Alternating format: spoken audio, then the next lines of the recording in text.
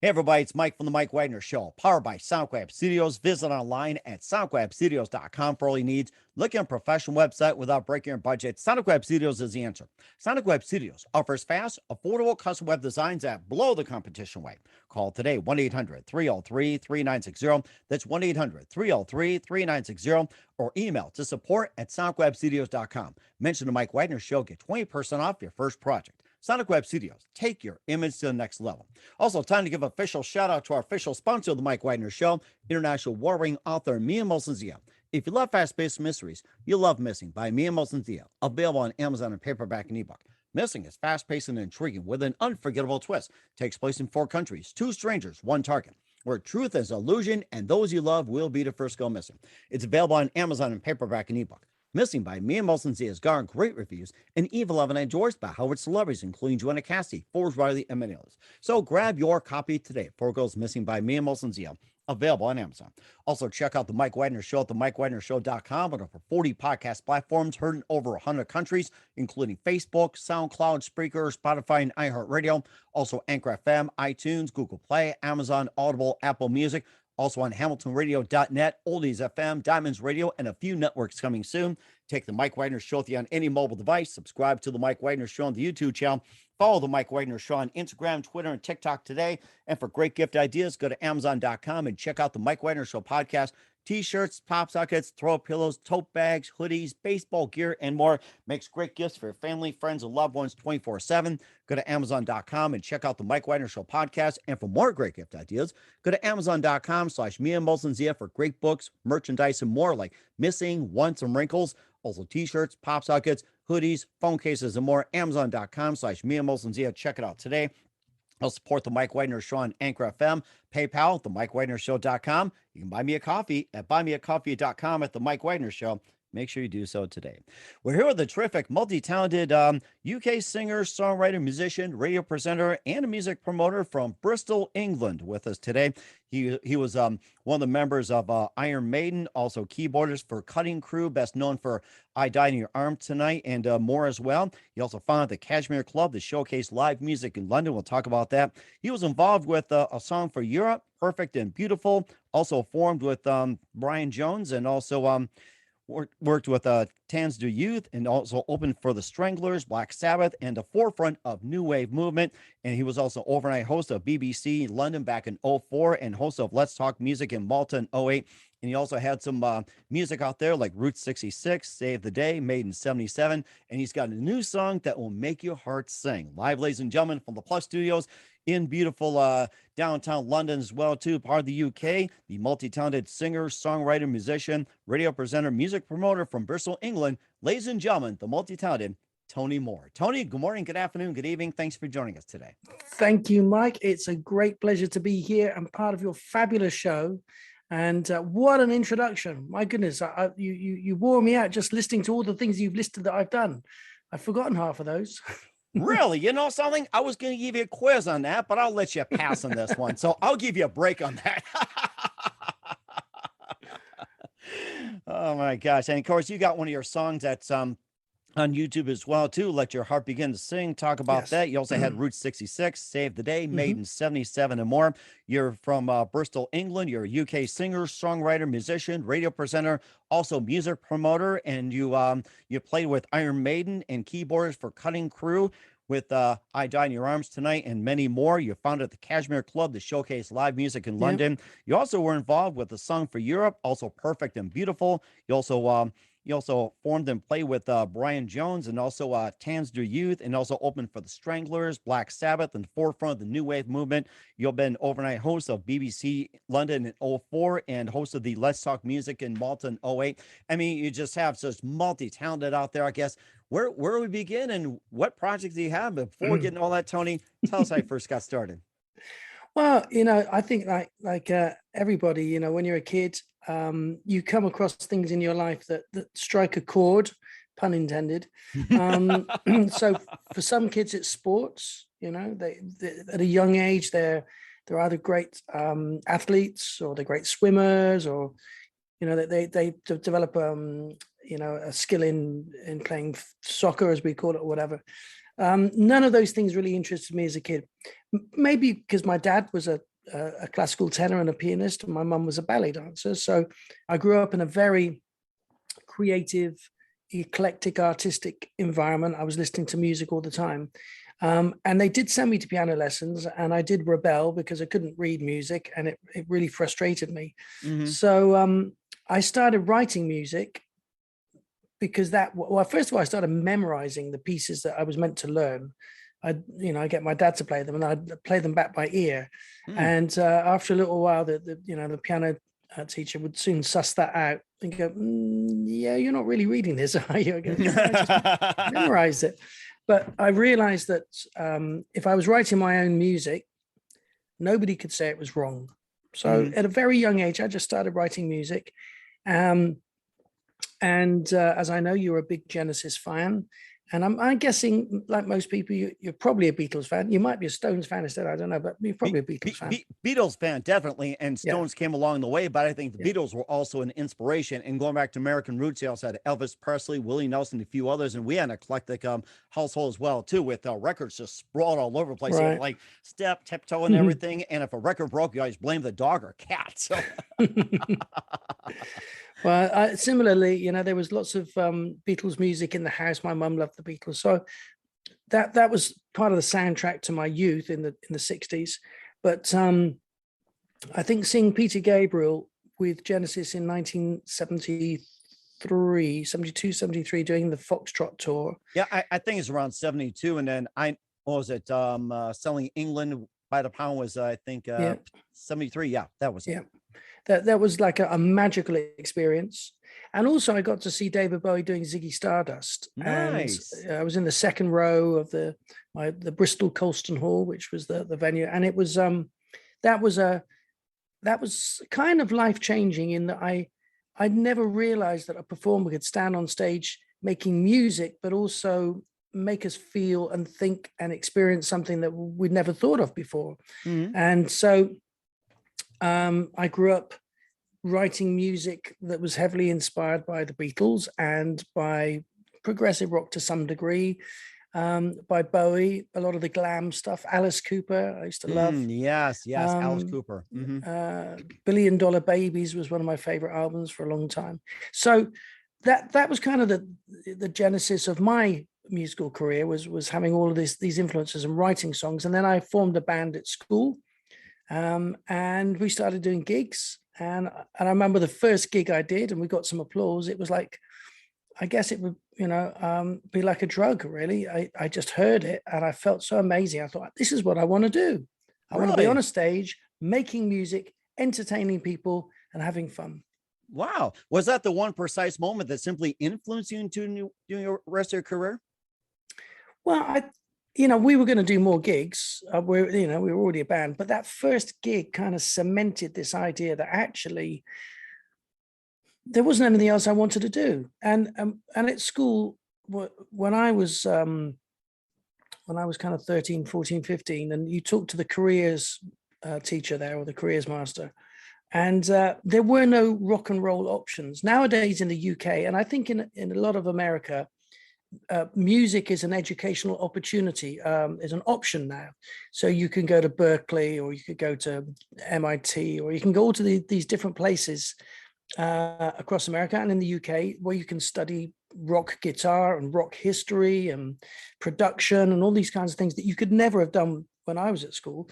So my options, the closest thing that I thought I might be interested in, and I was just saying it to keep him happy, was architecture, because it felt a bit creative, right? So I said, well, maybe I could be an architect, but I knew really I had to be a musician, had to be more than that, an entertainer, because I was doing magic at the same time. Oh, wow. And I was a magician's apprentice. I'd found this magician when I was a kid, started working for him, learning, and actually for a little while, as I was 15 or 16, I was earning quite good money when everyone else was still at school, selling magic and doing magic demonstrations. And when I first got my passport, the UK passports back in those days, you had to list your occupation. So I put my occupation as entertainer. Because that's what I realized what I wanted to be. and I was going to be. So, Wow, that was interesting. You talked about magic as well, too, and performing magic tricks. Who are some of your favorite magicians growing up? well, when I was growing up,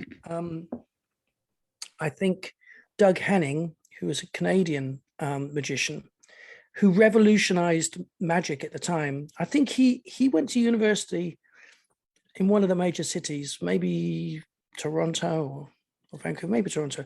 And he said, I want to get a degree in magic. I want to study magic. And they said, we don't have a curriculum for that, but we are prepared to give you, the time that we will give you as a student. And at the end of it, you must present a show, and we will judge the show as to whether we think you've earned your degree in magic, as it were.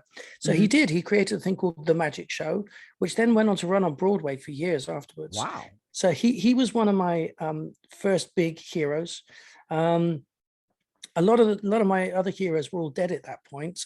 People like Houdini, who was a massive influence on me. And there wasn't a lot of literature about him at the time.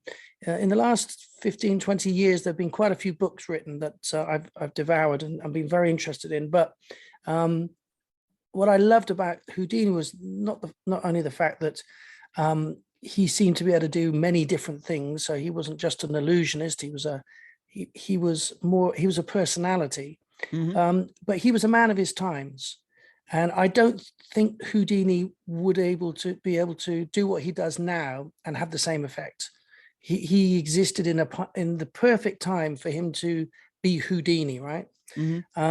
So those were my biggest influences. I also thought of David Copperfield as well, too. And there was another modern one, which I'm trying to think of his name. And it's, oh gosh, it's, Lance Burton. What's that? Lance Burton. He's a big Vegas magician. It might be, but I'm trying to think. It'll probably come to me in just a minute as well, too. And we'll talk about your experience with well, actually, before we get to that, we talked about you with Genesis, Beatles, the Stones, and everything. Who are some of your other favorite artists, singers, and musicians growing up? Well, Pink Floyd's was a big influence for me. Supertramp, I loved. Pretty much everything in the 70s. There was the 70s was great for many things. Great films, the films of the 70s, things like The French Connection and I remember that. Right, that these were quite gritty, they weren't very Hollywood. They didn't always have happy endings, right? But they were great movies at the time. And quite disturbing. The Exorcist at its time was a very, very spooky movie. It was rather bloody too. Nowadays, Yes. it's like PG or something, or close to rated G nowadays. Oh my gosh. Or things like Jaws, right? So within the world of a shark film, movie. right? You had quite innovative filmmaking. Within music, you had artists developing so quickly. Elton John was a massive, massive influence, and his skyrocketing career from kind of quiet singer-songwriter to the glamorous leader of the sparkly glam rock team was something that I like. Colorful people, I like colorful artists. Who else did I really like? I wasn't quite that into the heavier rock stuff when I was younger, so I wasn't into Zeppelin. It wasn't until later that I realized quite how groundbreaking and amazing they were. But for me, it was about melody. So I preferred, Genesis or Yes or Pink Floyd, the stuff that was more structured and more melodic for me. And it's the ones that go like about 10, 20 minutes. You can just veg out. Emerson, Lake and Palmer. That's also another one as well, too. I just get involved and it's like, 10, 20 minutes. And everybody talks about Iron Butterfly as well, too. And, and of course, going from Genesis to Led Zeppelin, we'll talk about your involvement with Iron Maiden, also Cutting Crew and more. But first, listen to the Mike Wagner Show at the MikeWagnerShow.com, powered by Sonic Web Studios. Visit online at sonicwebstudios.com for all your needs. Look at a professional website without breaking your budget. Sonic Web Studios is the answer. Sonic Web Studios offers fast, affordable custom web designs that blow the competition away. Call today, 1-800-303-3960. That's 1-800-303-3960. Or email to support@sonicwebstudios.com. Mention the Mike Wagner Show. Get 20% off your first project. Sonic Web Studios, take your image to the next level. Also, time to give official shout out to our official sponsor of the Mike Wagner Show, international warring author Mia Molson-Zia. If you love fast-paced mysteries, you'll love Missing by Mia Molson-Zia, available on Amazon in paperback and ebook. Missing is fast-paced and intriguing with an unforgettable twist. Takes place in 4 countries, 2 strangers, 1 target, where truth is illusion and those you love will be the first go missing. It's available on Amazon in paperback and ebook. Missing by Mia Molson-Zia has garnered great reviews, and Eve 11 endorsed by Howard celebrities, including Joanna Cassie, Forbes Riley, and many others. So grab your copy today of Virgo's Missing by Mia Molson-Zia, available on Amazon. Also, check out the Mike Wagner Show at themikewagnershow.com on over 40 podcast platforms, heard in over 100 countries. Take us with you on any mobile device. Subscribe to the Mike Wagner Show on the YouTube channel. Follow the Mike Wagner Show on Instagram, Twitter, and TikTok today. And for great gift ideas, go to Amazon.com and check out the Mike Wagner Show podcast. And for more great gift ideas, go to Amazon.com/Mia Molson-Zia for great books, merchandise, and more. I'll support the Mike Wagner Show on Anchor FM, PayPal, themikewagnershow.com. Make sure you give generously today. We're here with the multi-talented singer-songwriter from Bristol, England, musician, radio presenter, music promoter, Tony Moore here on the Mike Wagner Show. And before we talk about some of your latest music as well, you've been involved with Iron Maiden, also Cutting Crew, and also A Song for Europe, Perfect and Beautiful, Tans to Youth, and more. Tell us about how you got involved with Iron Maiden. Well, that was my first jump from being a kid in Bristol with a band that I formed at school, doing local gigs. And I guess it was 1977. So I was 17, 18 nearly. And I realized that like all countries, there are a few cities, usually the capital cities, where the music and the entertainment industry resides. And if you're going to do something in life, you need to go there and be part of it. So obviously in America, it's a big country. You might choose New York or LA, possibly Nashville or Atlanta, but there's a few key centers. And the same in the UK, it's London, really. Even though, the Beatles came from Liverpool, they used to drive overnight in a funny little van to get to meetings in London. And when the roads were really bad. Oh my gosh, I bet. Yeah, so London was the draw. So I answered an advert in a music magazine. The magazine was called Melody Maker.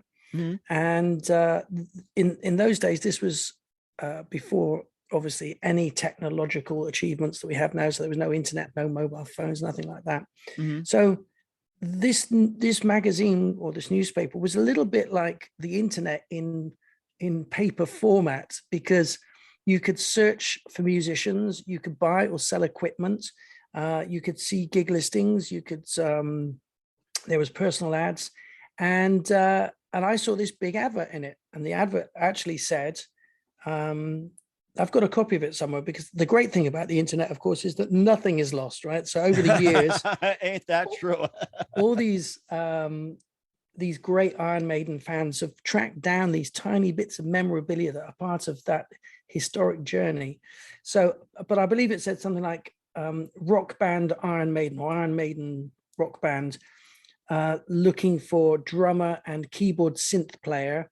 No idiots. Right? And then a phone number. Who was an idiot then? Well, or now I should say. I'm guessing that there was maybe a lot of idiots out there in those days that wasted people's time. But it seemed to me I had some keyboards, I had a synth. So I phoned the number, organized to come up and meet and audition for the band. They weren't famous at this point. So I put all my equipment in the back of my car. I drove to London, no sat nav, no GPS. I had to navigate myself across this massive city with what we call an A to Z. It's like an atlas in a book, like a paperback book, and trying to work out which road I'm on. And I remember those days. Yeah, and it's like I can't see. So I drove to the East End of London to a place called Scarf Studios, which was the rehearsal studio setup that they used to use. Met the guys, set my equipment up, and we made music for an hour or so. Obviously, all songs they'd already written and they played, and I was trying to find my way in as a keyboard player. And then they took a break. They all went outside, and then they came back in about 10 minutes later after having a chat. They said, right, gig's yours. Do you want it? And I went, yes, please. So I actually found out many years later, talking to one of them, I was the only keyboard player that answered the ad. So, really, the only one, and it yes. wasn't Bruce Dickinson. I'm kidding. Oh, no, well, I'm not sure that he plays keyboards. Of course, he was the singer later on. But being a keyboard player is always, you're in the minority, partly because you need to have keyboards, right? And they're expensive and complicated to carry around. When you're a kid, learning the guitar is much easier, right? You can stick it on your back and you can go anywhere. So I think more young kids in music chose to play guitar or bass guitar just because it was easier. Drummers and keyboard players, well, both have the same challenge of carrying equipment, and arguably keyboards, to get what you really need sounding good and getting a selection of different things back then, was expensive, right? So anyway, I was the only one. I got the job and I moved to London. That was my excuse to move to London. And I got a part-time job in a department store in the center of London for a little while just to pay my rent. And we rehearsed every night, pretty much, going through the songs and just, kind of being a band. That's really interesting too. And of course, Steve Harris had been running a whole show too. And, I come from the type where it's like I was accustomed to Bruce Dickinson and everything else. And I'll tell you some of my Iron Maiden stories, later on as well too. Of course, moving on from Iron Maiden, then over to Cutting Crew. And you're on the first album, especially I Died in Your Arms Tonight. Yeah. And So my personal, yeah, go ahead. I was just going to say, that's a 10-year jump though. Oh, 10-year jump. Okay. Yeah, because 1977, I was in Iron Maiden. And Cutting Crew was 86, 87, right? So that's 9-10 years later. So there was quite a lot happened in between, but by 87, I left Iron Maiden before they got their first record deal, and it was amicable. It didn't seem like the right fit, keyboards in Iron Maiden. And as we look back in retrospect, I think everybody would agree that Iron Maiden, with the dual lead guitar and now the 3 lead guitars, is the definitive sound of Iron Maiden. And with later albums, they did add keyboards in the recording process. But I think early days, keyboard player wasn't the right fit. And it seemed obvious for both of us, which is why I went off and worked with Brian James and we did the Tans to Youth thing. So it wasn't until, quite a lot of water was under the bridge that I was touring America with Cutting Crew, and we had a #1 hit with I Just Died in Your Arms Tonight. So but magical days. Very magical days too, and I seem to enjoy as well too. I've been in love before. I mean, that just really stood out for me with the Crew too. That was they were just amazing back in the day too. You wish they kind of went longer though. Yeah, well, it is a shame, a great shame. The Being in Love Before is such a beautiful song.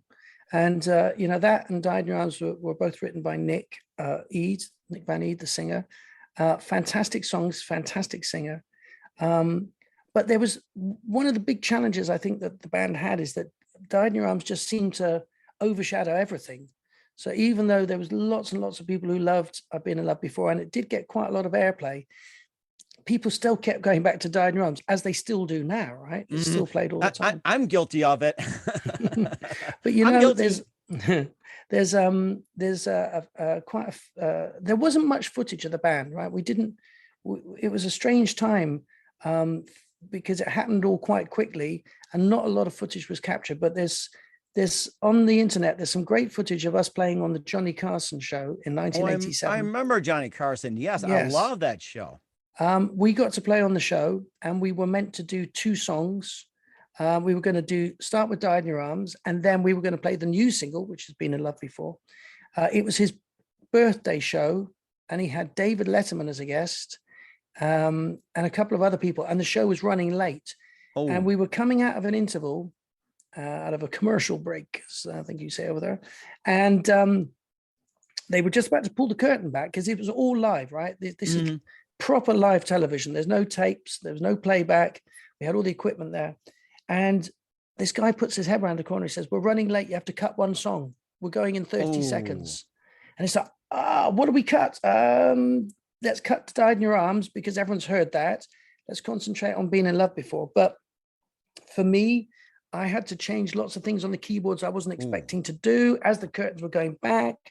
The monitor mix was messed up, so we were all hearing the wrong things. It was technically it was a challenge, but there's footage of it because my cousins who live in America filmed it and sent me the VHS.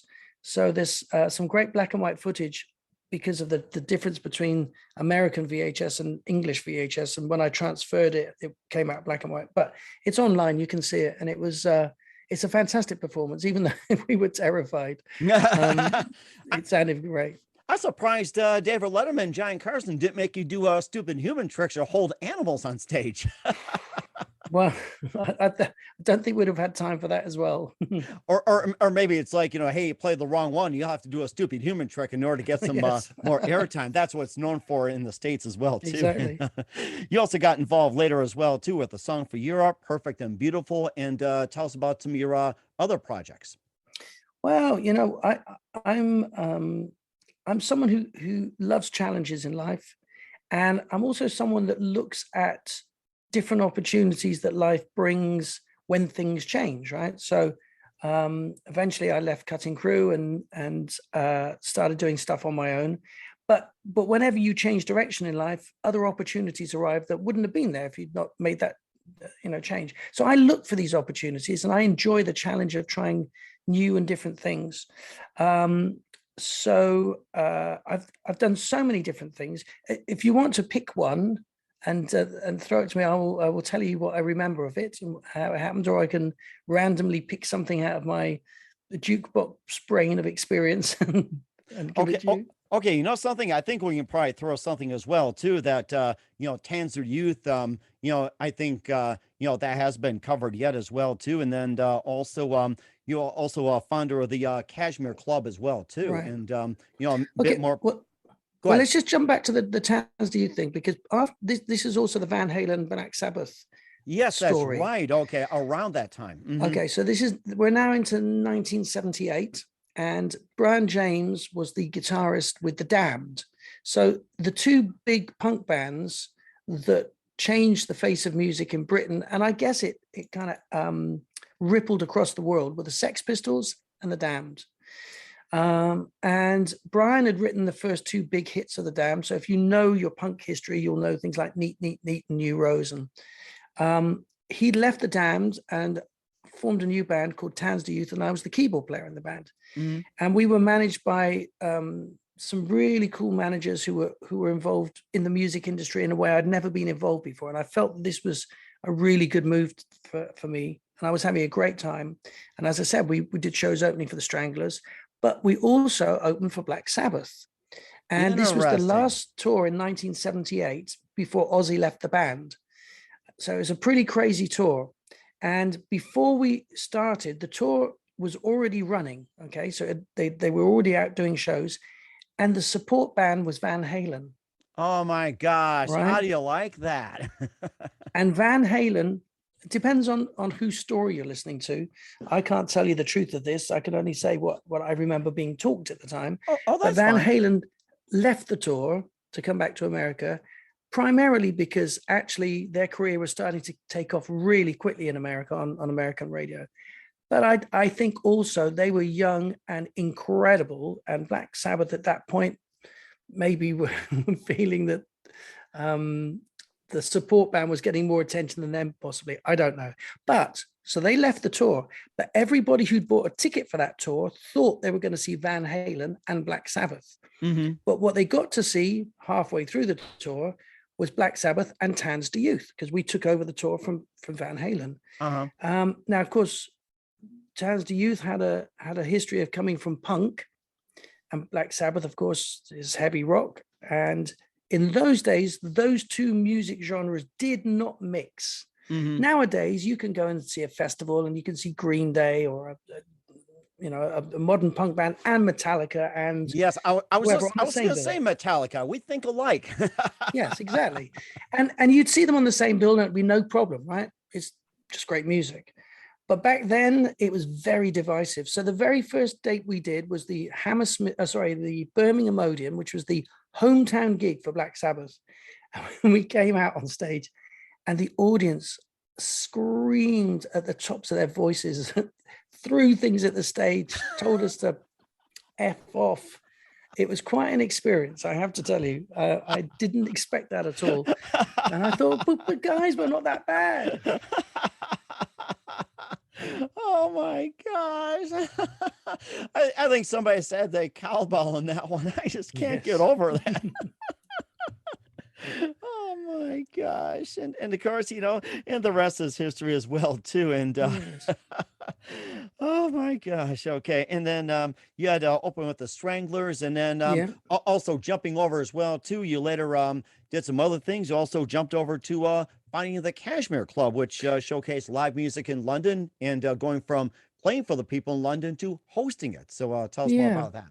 Well, that was partly a very selfish thing for me to do, because in 1996 there were very, very few places in London that you could be a singer-songwriter, which is what I am at heart. Hmm. And all the venues wanted bands. They wanted bands like the Stone Roses or Oasis. This was the height of kind of indie Brit rock and Brit pop. Hmm. So you just couldn't get a gig where it was nice and it sounded great and people came to listen. So I thought, you know what? I'm going to start my own night, right? I'm going to start There my you own go. scene just for me and my friends who are great singer-songwriters. So I found a venue. I had lots of friends in the pro audio industry, companies like Soundcraft and Shure Microphones and all these companies that over the years I'd done work with or been sponsored by, or done demonstrations of their equipment or written about them. And they all came to the party and gave me equipment to make it sound great. They supported me. Nice. And so I started booking singer-songwriters that I thought were great. And what I thought might last a couple of months went from one night a week to over 6 years, 6 nights a week. The demand was incredible. And I was finding people like Damien Rice when he was doing his very first gigs in the UK, Katie Tunstall, who was playing keyboards and flute in a band, Imogen Heap. I mean, just a ton of people, and really well-known artists would drop in and sometimes do a show. Like Sheryl Crow did a performance there, and this was all for free in a tiny 100-seater capacity venue in a basement in the middle of London. But it really was a scene at the time, because no one else was doing it really. And it kind of launched many acoustic artists' careers, which has kind of fed into the whole acoustic environment. Mm-hmm. So it kind of reminded me of back in the day where it's like MTV started doing Unplugged, and it's somewhere along the lines, and just kind of flowed to the United States and everything else. But of course, back then it's like, why play for free? But it turns out that of course, guys like Fleetwood Mac, also Sheryl Crow, maybe come in just to get their energy out, or just fine tune some songs, or maybe just drop in something brand new to see how they like it. It's like you're free to experiment. Yeah, it's true. Very true, Mike. Right. And you also jumped over from running and hosting the Cashmere Club. You also became overnight host of BBC London back in 2004, and host of Let's Talk Music in Malta in 2008. And you being a host, it's like, I mean, that was a very enjoyable experience for you. Yeah. And the interesting thing is that as I think about these things, I realize that I just like to say yes. And the kids these days have a phrase for it. They call it FOMO, right? Fear of missing out. And although that's like a thing on TikTok and Snapchat, the FOMO thing, that's always been a thing, right? I think, that's not like a modern thing. People have always had a fear of missing out on things. Exactly right. It's like you never know when you get that opportunity again. I'm the same way. Yeah. It's like you say yes because you never know. It might be the big thing. And if it fails, you say, hey, I tried. Exactly. And it's fun to challenge yourself and see what you can do.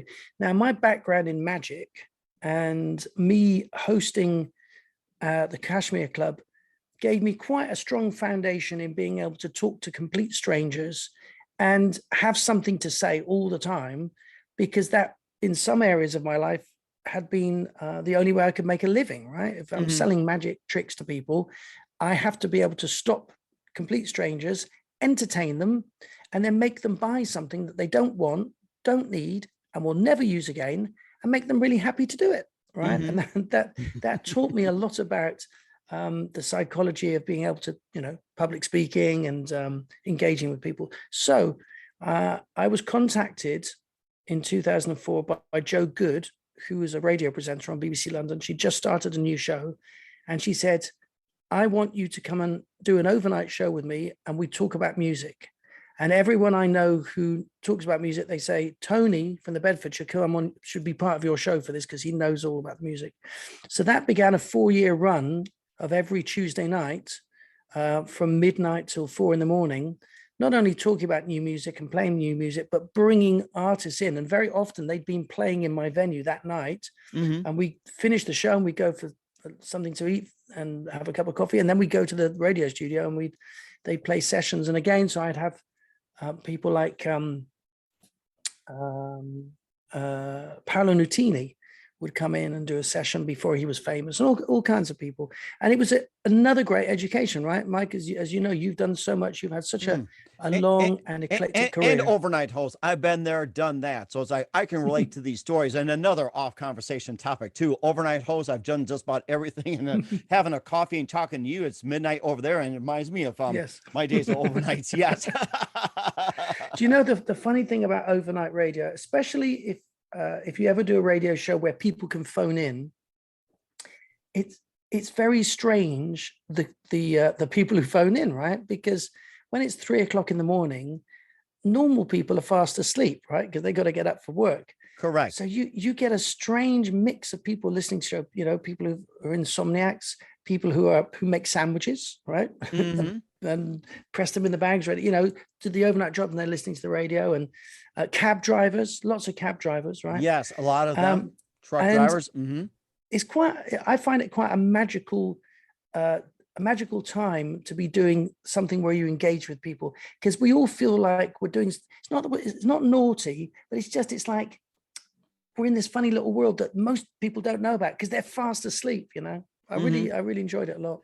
Right. And of course, you're not talking about mainstream. You talk about things that are alternative, people never talk about. And plus, you also got the third shift workers. You also got the police crew. You also got the fire crew, the paramedics, the hospital workers that have to work the third shift and, serve the public, protect, take care, and everything else. And it's like, it may seem lonely there, but that's like, they also like little companions, and plus taking care of patients, they need that companionship. So overnight served as a companion to just about everything else. Absolutely. And I think the other nice thing is that all the producers and the main people who ran the station, they're asleep as well. So you can kind of get away with stuff that you couldn't say and do in the day. Not as bad, but just stretching unless you drop the envelope. Unless you drop the F-bomb like 20 times, then they get a little suspicious. So well, you can't do that on the BBC. I know, I'm kidding. But you also been like Let's Talk Music in Malta as well too, and back in 08, and a bit about that too. If there's other radio appearances and TV and all that, you can feel free to drop in as well too. Yeah, well, the Let's Talk Music thing was a really unusual adventure, right? So Malta, for those who might not know quite where it is, it's a very small but yet strategically important island in the Mediterranean, below Sicily, not far from the coast of North Africa. It's kind of in a very key position. And there are more Maltese people living in Australia than in Malta itself. I think the population is only about 400,000. Wow. So it's a tiny island, but it functions as functions as a complete country. It has everything, right? It has a government and a parliament and TV stations, and radio stations, and even though it's tiny, it has this massive infrastructure. Okay, and I was invited by someone who had this idea to do a show where we talk about music with guests from the industry, and we have an audience live audience where people can ask questions. It was very loosely based on a show that we have in the UK called Any Questions, where normally they have politicians answering questions to the general public about what's happening in the country. But this was about music, and so the plan was each week we would have a different subject, and we would have guests that could talk about that subject. And so I was the host. It was a 1-hour live show. I used to commute, and I think it's about a 3-hour flight 3.5 hours Wow. I used to commute every Wednesday night, fly out, would arrive in Malta at about 2 a.m, go to the hotel, check in, sleep, wake up at 9, have breakfast and a production meeting, go to the studio, get the set ready, do the show live in the evening, all go out for something to eat, go back to the hotel, wake up at 6 a.m, get the 8 o'clock flight back to London and be back in London by 10 o'clock Friday morning. Wow. I did that for the entire summer for like 3 months. But it was an amazing experience because this was live TV and I had no script, I had no auto cue, and I had no voice in my ear telling me what to do. I had some stage managers who gave me a cue when to count down to a commercial break. But basically, I was winging every single show. Right? Mm-hmm. And that happened at a point in my career, like we've been discussing, where I'd had the experience of radio and magic and all these things where I was comfortable talking and had when you're doing your job, you have a sense of where you can steer a conversation and how you can draw a story out here, or where you can land on a leading question there to reveal something in order to keep the show flowing, right? Mm-hmm. So it's the same on TV. I had 4 guests. I'd have musicians, some weeks I'd have producers, all kinds of people. And I learned, a lot about myself, right? Which is, it's now 8 o'clock and I'm live and we've got an hour to fill. So let's go, right?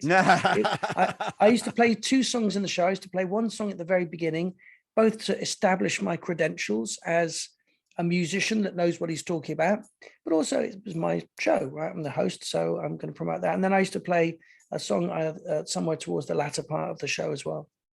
Wow, that is amazing. And of course, speaking of music, you've got your own as well, too. We'll talk about those. You listen to the Mike Wagner Show at the MikeWagnerShow.com, powered by SonicWeb Studios. Visit online at SonicWebStudios.com for all your needs. Also brought to you by our official sponsor, the Mike Wagner Show, International War paperback and ebook. We'll be back with the multi-talented singer-songwriter from Bristol, England, Tony Moore, after this time out. We're back with the amazing singer-songwriter from the UK, Tony Moore, here on the Mike Wagner Show. Also musician, radio presenter, music promoter, and magician as well, too. And, speaking of music, you hosted music, you played some music. You also had some music yourself. You had Route 66, Save the Day, Maiden 77, Boom, What the Funk, and more. And tell us about some of those songs. You also got Rock Stars Don't Retire, On My Own, and I Believe in You. And we'll be talking about our upcoming as well. Well, as you quite rightly point out, I've got a lot of material out there. So I've never stopped writing. I've never stopped recording. I've never stopped performing. But like many artists, right, my career is a sine wave of success and obscurity. so I've had some moments doing some amazing big tours all around the world.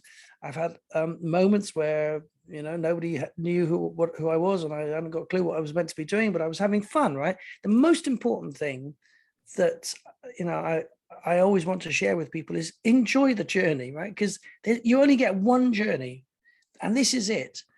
And although the excitement and the fulfillment of having success in what you're trying to do is a really intoxicating and driving force, if you don't achieve that success, you shouldn't have put all of your hope into that you will enjoy it when you achieve it, right? And miss what's happening right under your feet as you're doing it. So I really live that philosophy. I write about that philosophy in music, and I talk about that philosophy in shows. But being in the moment for me is everything, because it is for everyone. But very often we get sidetracked into thinking, oh, if only I could have a #1 single, then I'd be happy. Or if only I had a big tour across America, that would make me satisfied. But the truth is, all of those things have their own challenges as well. And although there will be some satisfaction in it, there will be other challenges, and there'll be problems, and there'll be dramas. And at that point, there will also be other things you want to do. So I continue to make and release music, and I've got some exciting projects. Some you might not be aware about because I haven't spoken much about them at the moment. But they're kind of bubbling under. But with the music, I try and put out music every couple of months, and very often I'm writing it as I'm putting it out. I do like the energy of working with stream of consciousness. Write the song, the feedback from people's great. I play it live, people love it. I record it, I release it. Doesn't mean it's going to be a big hit, but actually, that's not, the biggest pull. As I said, the most important thing is that it's out there. It exists. It has a life. So you can listen to it. Your listeners can listen to it. And the new single is something I'm very excited about. I'm very pleased with, because I wrote it. The story is quite interesting. I wrote it in the at the end of 2019 for my mum, who started to develop quite bad dementia. And I wanted to write a song for her that was a very positive, upbeat song, that everything's going to be okay because I'm going to look after you and don't worry. So I wrote this song. It's called Let Your Heart Begin to Sing. And then through the lockdown, I used to play it to her all the time, and she used to love it. And she used to be a ballerina, as I told you. She's now bedridden, and the dementia is quite bad, but she loves music. And when she hears me play this song, she does arm and hand ballet to the song. Oh, nice. And when it gets to the very end of the song, she knows the end's coming, and her hands will go all the way down, and she puts on the very last beat of the song, right, in synchronized. So for her, it's a very healing thing that I'm able to do. And for me, it's a very special thing that I can do for my mum. So then a year ago, I thought, you know what, I'll record this and release it. So I recorded it. And then I got involved in another project called Awake, which I would like to talk about before we finish. And I never released it, but I did send it to some friends who are part of a big cafe network in the UK called Cafe Nero. So it's up there with Starbucks, and it's a big chain, hundreds and hundreds of outlets across the country. And they have an internal playlist of music. And they support a lot of new music. And so they put my song on the playlist. Nice. So for a year, it's been played, but only in Cafe Nero's. You can't hear it because it was never released properly. But after a while, I started getting emails from the head office of Cafe Nero. Because people were writing to Cafe Nero saying, "Dear Cafe Nero, I went into your Cafe Nero store in Glasgow, and it's 8 minutes past 6. I heard this song. And I really liked it. So I tried to Shazam it, but I couldn't find it. So I listened to the words, and I tried to Google the words and the lyrics, but I couldn't find them. And if I want to hear the song, I have to keep going back in at 8 minutes past 6 every night to listen to this song. They want you to have more coffee. That's why. Could you tell me who it is? So they would look through their logs and they go, that's Tony Moore's song. It's not released. That's why you can't find it. And then they'd forward the email to me, and I would write back to the people. I say, thank you so much. Here's the story. My mum, here's the lyrics. And I'd send them an MP3 of the song.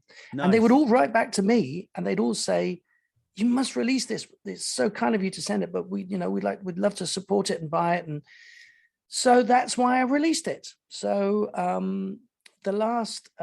it came out on June the 4th, June the 3rd, June the 4th, anyway, beginning of June. And it hasn't set the world on fire yet, which is fine. The video has been getting a lot of views, though, much more than any of my other videos.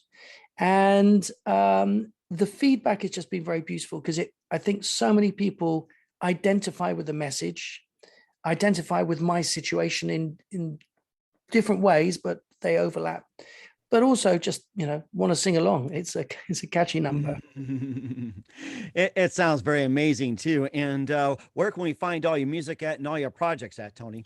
Right. So I'm all over social media. On Instagram, it's Tony Moore, TonyMoore.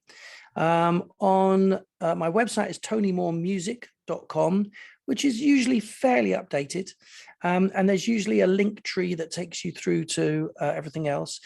Tony Moore Music on YouTube, which is where you'll go and see the video. And the video, I won't give too much away, because when you see it, there's some funny things in it that I've been able to create. I do my own videos. I have some green screen in my front room, in the room I'm in right now. It's about 6 feet wide by about 8 feet high. And I've made a 42-minute movie in front of it using it. Wow. And I've made the last 4 or 5 videos all here in my front room, and using kind of video editing and public domain footage and all kinds of sneaky tricks to be able to produce videos within my budget. Oh, that's so amazing. And we're here with the amazing, multi-talented Tony Moore, UK singer, songwriter, musician, radio presenter, music promoter here on the Mike Wagner Show. Tony, just a few more minutes. You've been fantastic. Love to have you back on. What else can we expect from you in 2022 and beyond? I'm glad you asked that question, Mike, because the big project that I've been working on for a year, but not secretly, but kind of quietly to build it, is an album that I wrote and recorded in the space of 2 months in 2021, February, March. The album's called Awake, and it's a concept album because I thought the world needs a new concept album. And it's 17 tracks. And I also realized that to try and release a 17-track concept album that's a little bit about 2020, that's a little bit about my journey that we've been talking about in life, and it's a little bit about my mum and her dementia and our relationship. It's just pointless because I don't have the machinery to raise the public profile of the project enough to make it worthy of putting it out there yet. So I thought I would do it a different way, and I would create the live show that that's based on the album. Because the live show I was also creating at the same time because I knew it had to be very visual. So on May the 18th, 2021, we did the first show for about 100 people. Lots of video, interactive stuff, costume changes. The show is between an hour and a half and 2 hours, depending on encores. And it's been running every month since. So we did 2 a month for the first 3 or 4 months. I think we're on show 20 or so at the moment. Wow. Every night it's a full house, and it's word of mouth. I've had people come to every single show, and people laugh. And at some moments people cry, and even me, if I look at the screen and I'm playing the piano in one of the songs at the wrong moment, it'll catch me, and I'll have a moment. I might find it hard to actually sing anything because I'm digging deep. It's very personal and it's very vulnerable, and I'm being very honest about me and my life and stuff around me. But because of that, it's quite a unique journey. So my big plan eventually, there's a 4-year plan, and I'm a great believer in talking out loud about your plans because it helps to materialize them by making them real.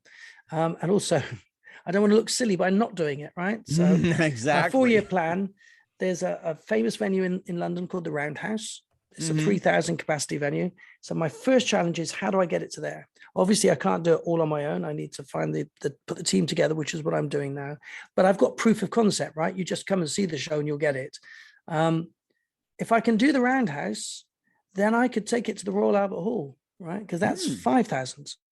If I can do 3,000, I must be able to do 5,000.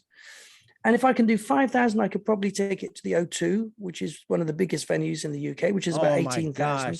Beautiful. And if I heard beautiful. Yes. And if I can do that, then I can take it to Las Vegas, and I can do a big installed, residency in Las Vegas, where I will then combine all the elements that I've started with on a real tight budget with the magic that I love in life, with the music and the spectacle of progressive rock, but with all the commerciality of the stuff that I'm doing. And it's quite a unique show. So that's my plan. So watch out. It's called Awake. You can see online, awakemusic.info will give you a little bit more information about it. But if you want to get the music, you have to come to the show. So the deal is, you come to the show, I will let you have a private link to the music. And when there's a sufficient groundswell of people who know about it and a team in place, then I will release the album properly. We certainly are looking forward to it, Tony. It's going to be very amazing. And who do you consider biggest influence in your career? Well, I think Peter Gabriel, really. I think he, as a singer, as a performer, as a human spirit, as a supporter of all kinds of music from around the world, I think Peter Gabriel has really championed so many different things. And in my life, he's been a very important influence. Certainly amazing as well, too, and one of the best. And what's the best advice you can give to anybody at this point? Okay, I would say originate, innovate, don't deviate. I love it. So be original in what you do, be innovative in how you do it, and then just keep doing it, right? One of the best lessons that I've ever learned through my life is realizing that if you keep doing the thing that you love, stuff happens. And it might happen slowly, but suddenly you will, it's like learning an instrument. At first it takes forever. And if you give up at that point, you will never play it. But if you persevere, suddenly the things that were difficult to start with become easy and new opportunities open. So originate, innovate, don't deviate. I love it. I'm going to keep that in my memory bank, Tony. Once again, multi-talented Tony Moore, UK singer, songwriter, musician, radio presenter, and music promoter here on the Mike Wagner Show. Tony, a very big thank you for your time. You've been absolutely fantastic. Learned a lot from you. Thanks, Mike. Looking forward to having you in soon. Make sure you keep us up to date, keep in touch, and tell us about your upcoming projects. Once again, what's your website? How do people contact you? And what can people purchase or check out your works? Okay, so you can find me on all social medias. If you look for Tony Moore on Instagram, Tony Moore Music on YouTube, TonyMooreMusic.com. On Spotify, I'm Tony Moore. I'm on Amazon, Tony Moore. If you Google Tony Moore, there's only a few of us, right? Well, there's quite a lot in the world, I'm sure. But I sometimes get people confuse me with Tony Moore, the graphic artist that was involved with the Walking Dead, or the Walking Dead 2, I think.